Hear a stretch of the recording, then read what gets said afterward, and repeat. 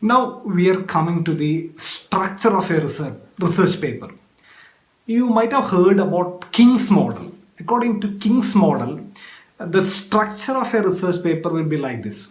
There will be title, there will be an abstract, then introduction part, then body, then the conclusion part, then finally the reference part.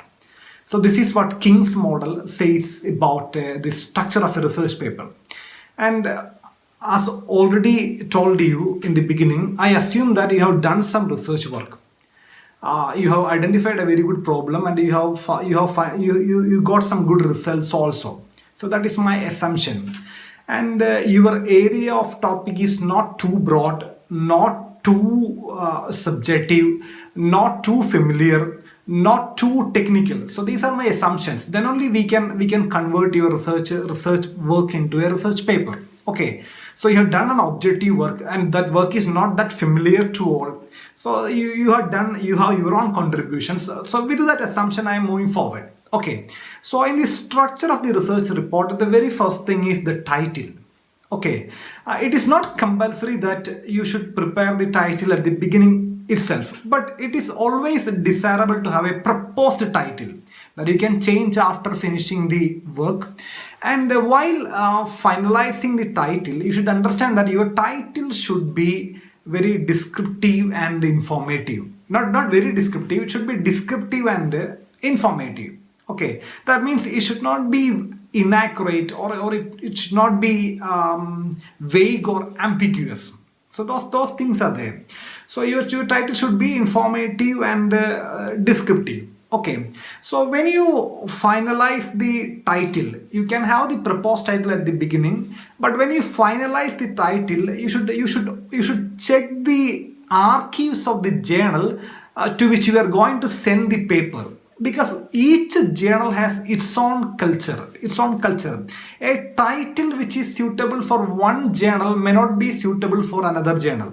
In the case of a thesis or in the case of a research report, your title need not be interesting. We'll keep an apt title. Okay, but in the case of a research paper, your title should be interesting. The very first thing is your title should predict the content. That is the most important thing. Your title should your title should predict the content. That is very important. Then it should be interesting. That is another very important thing. And your title should have keywords. You know that these days all the researchers use e-platforms. Okay, so they check research findings or research papers using keywords. So that is very important. Okay, and your title should also reflect the tone of the paper, whether it is an investigative paper or an exploratory study or an analytical study or it is an empirical study. So the tone, your title should reflect the tone of the paper. Okay, so these are the things you should consider while finalizing the title of your work. And obviously the main purpose of your study should be reflected in the title. And you should take some extra vigilance while finalizing the title. And if your title is not interesting, there are high chances that your paper will get desk rejected. Okay, so you know that for a good journal, thousands of papers are coming every month for review. Okay, the editors do not have much time. And if your title is not correct, they'll reject it immediately. Your paper will not go for a review process also. So fixing the title is the first thing that comes in the structure of a research paper. So in the structure of the research paper, after the title, the next important thing is your abstract. You all know what is called an abstract. Normally it is a 250 word summary, or it is prepared as demanded by the journal or the conference to which we are sending the paper. Normally it is a 250 word summary of the paper. And the common understanding regarding an abstract is that an abstract should reflect all those things which are included in the paper. So this is the common consensus about an abstract. You know that it is a 1 minute read. It is a summary. It is a single paragraph summary of what you have done. So normally, what students, research students, do is that they'll take 2-3 sentences from every paragraph in the paper, and they'll prepare one paragraph, and they'll keep it as it is the abstract. And this practice is not at all good. So when you submit a research paper to a journal, abstract has got so much of importance. As I mentioned earlier, these days the research community, they do literature survey in e-platforms or digital platforms.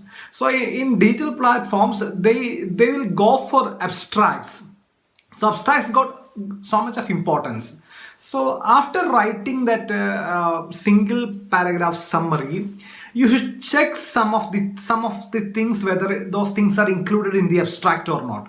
The very first thing is that what is your rationale of your study? What is your motivation? Why do you care about this problem, and how you are going to solve this problem, or what is the scope of this problem? And this matter should be included in your abstract. And keep in mind that you should not include a matter which is not included in the paper. You should not include a matter in the abstract which was not included in your paper. So your abstract and your original, the paper should go, the main content of the paper should go hand in hand. That is very important. So the very first thing you should see that what is your motivation? Why do you care about this problem? And that should be there. And the second thing is what is the rationale of your study, rationale, and what is your approach, what methods you have applied, and what are your pertinent results, important results, and how your results are significant for the society or the government. And these things should be included in an abstract. So when you complete your abstract, you please do this checklist, whether the motivation is there, whether the problem is stated properly or not, what is your general approach to this problem, and what are your pertinent results, and what are the significance of your results. And these things you should consider while completing your abstract. That is very important.